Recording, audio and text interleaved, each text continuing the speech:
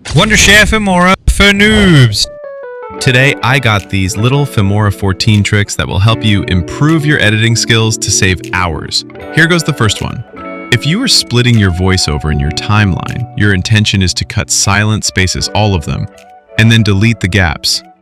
But if your audio is quite long, this can be a lot of work. Instead of doing it each gap after the other, just select everything right there, and on your keyboard use Alt and Delete. This is going to delete all the gaps at once to save you your precious time. If you are editing your video clip in Filmora, you may need to adjust the duration, so you just go to this page section there to do so.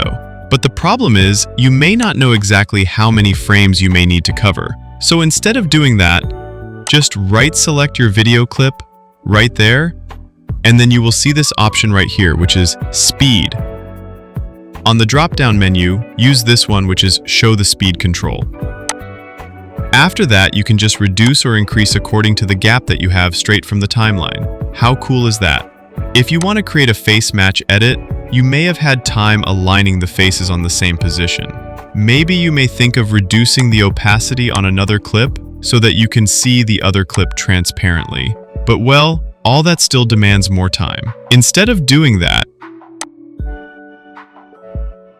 make sure that you enable the canvas snapping. Besides that, you also have to enable the show safe zones. Once you've done that, go ahead again and enable the ruler. And then lastly, go to the guides. Add your guides on the preview screen just by dragging a line from the top. Leave it right on the center and do the same with the vertical.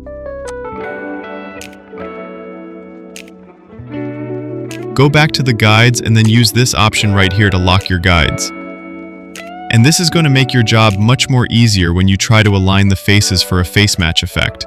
How cool is that? Well, let's go to the very last one, probably very important in time of need. When you mess around your sort by setting here, the next time you import your file, you may not be able to find it easily. See, according to the sort by setting that you have chosen, the recent imports may be right on the middle or even at the bottom. So the next time you have that kind of a challenge, the very moment that you import a clip, just select Control on your keyboard and then select anything on top. Practically, this simply means you have selected two files, the one that you are seeing and the other one that you are not seeing, which is the one that you want. So when you drag it into Timeline, you are going to find out that you have dragged two items, including the one that you are missing. By doing that, you have just imported the file that you are not seeing in the media bin. And that wraps up our today's episode, my dear friend. If you like the tricks, subscribe. But as for now, can we talk again in that other video here?